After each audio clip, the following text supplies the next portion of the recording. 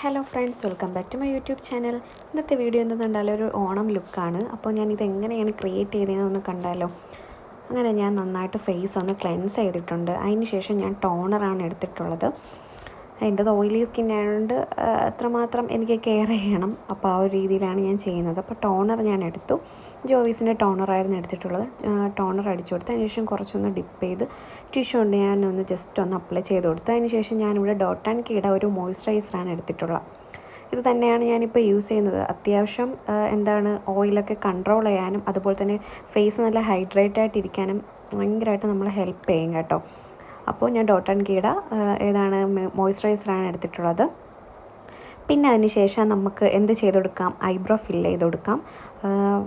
ഭയങ്കര ഫിനിഷിംഗ് ആയിട്ടല്ല ഞാൻ ചെയ്തിട്ടുള്ളത്. പെട്ടെന്ന് എടുത്തതാണ്, സിമ്പിളായിട്ട് എടുക്കാമെന്ന് വിചാരിച്ചു. പക്ഷേ ചെയ്തു വന്നപ്പോൾ പിന്നെ ഓവറായോ എന്നും എനിക്ക് തോന്നിയായിരുന്നു കേട്ടോ.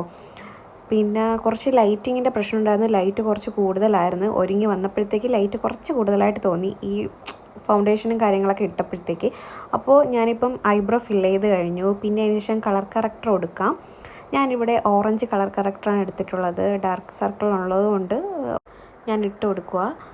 അപ്പോൾ ഓറഞ്ച് കൊണ്ട് 2 ഐയിലും ഞാൻ ഇട്ട് കൊടുക്കുന്നുണ്ട്. പിന്നെ അതിന് ശേഷം നമുക്ക് കൺസീലർ ഇടാം. ഞാൻ അത്യാവശ്യം കുറച്ച് ക്വാണ്ടിറ്റിയിലാണ് എടുത്തിട്ടുള്ളത്.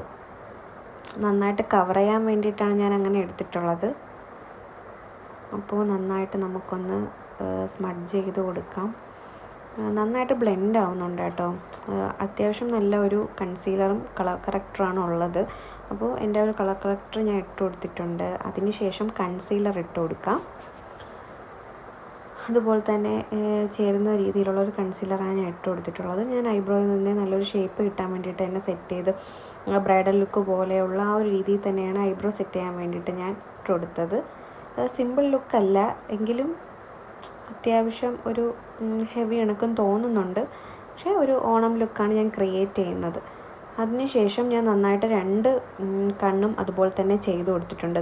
അതുപോലെ ആയി. പിന്നെ ഞാൻ അതിന് ശേഷം കുറച്ച് സെറ്റിംഗ് പൗഡറും കൂടെ വെച്ച് ഞാൻ സെറ്റ് ചെയ്ത് കൊടുക്കുന്നുണ്ട്.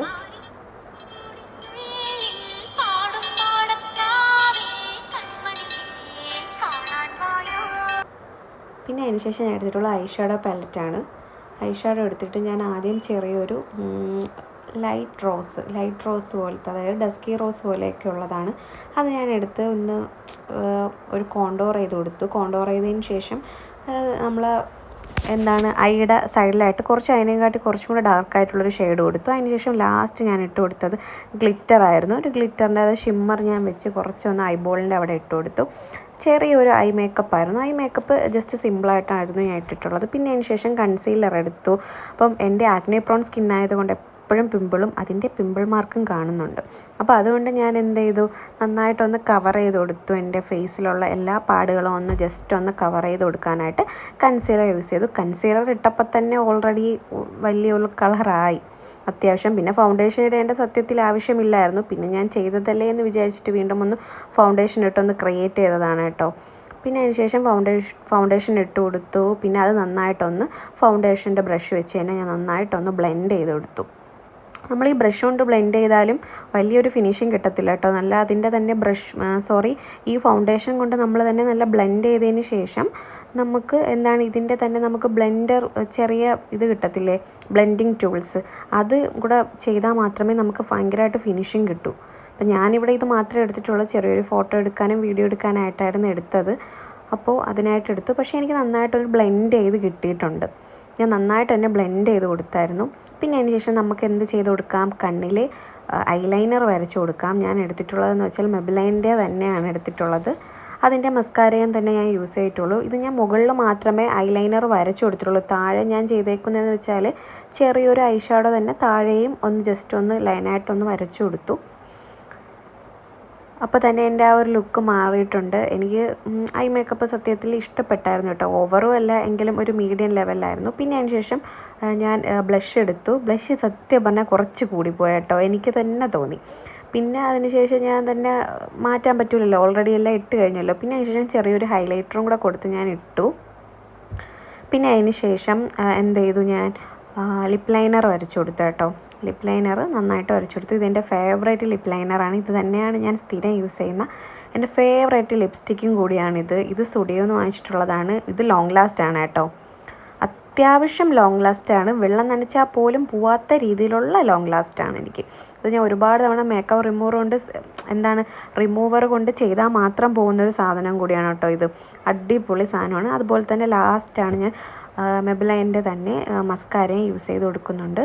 അപ്പോൾ എൻ്റെ ഒരു കൺസീലറൊക്കെ എൻ്റെ പീലിയിലുണ്ടായിരുന്നതൊക്കെ ഒന്ന് മാറി നന്നായിട്ടൊരു ബ്ലാക്കിഷ് ആയിട്ടുണ്ട്. പിന്നെ അതിന് ശേഷം ഹെയർ സെറ്റ് ചെയ്യണം. എൻ്റെ ഹെയർ കെട്ടാനൊക്കെ ഭയങ്കര പാടാണ്. കാരണം ഒരുപാട് ബേബി ഹെയർ ഉള്ളത് കൊണ്ട് ഭയങ്കര ഹെയർ സ്റ്റൈലൊന്നും ഞാൻ ചൂസ് ചെയ്യാറില്ല. പിന്നെ ശേഷം ഞാൻ സിൽവർ കളറിലുള്ള ഒരു ലോങ് ഇയറിംഗാണ് എടുത്തിട്ടുള്ളത്. അത്യാവശ്യം അതിൻ്റെ കൂടെ ചേരുമെന്ന് തോന്നുന്ന രീതിയിൽ. പിന്നെ കുറേ തവണ തന്നെ ഞാൻ ഹെയർ ഇങ്ങനെ കെട്ടാനായിട്ട് നോക്കി. പിന്നെ അവസാനം സിമ്പിളായിട്ട് എപ്പോഴും കെട്ടുന്ന രീതിയിലായിരുന്നു ഞാൻ എടുത്തിട്ടുള്ളത്. അങ്ങനെ അതും കഴിഞ്ഞു. ലാസ്റ്റ് ഞാൻ ഗോൾഡിൻ്റെ കളറിലുള്ള ഒരു ഹാങ്ങിങ് ഉള്ള ഒരു 3 വള എടുത്തു. അതും എടുത്ത് നോക്കി. അപ്പം ഡ്രസ്സിനും അതുപോലെ തന്നെ ആ ഒരു ലുക്കിന് ചേരുന്ന രീതിയിലുള്ളതായിരുന്നു. അപ്പം എൻ്റെ ഈ ലുക്ക് എനിക്ക് തന്നെ ഇഷ്ടപ്പെട്ടു. ഓവറാണോ എന്ന് ചോദിച്ചാൽ ഓവറായിട്ട് എനിക്ക് തോന്നി ആ ഒരു ബ്ലഷ് ഇട്ടപ്പം.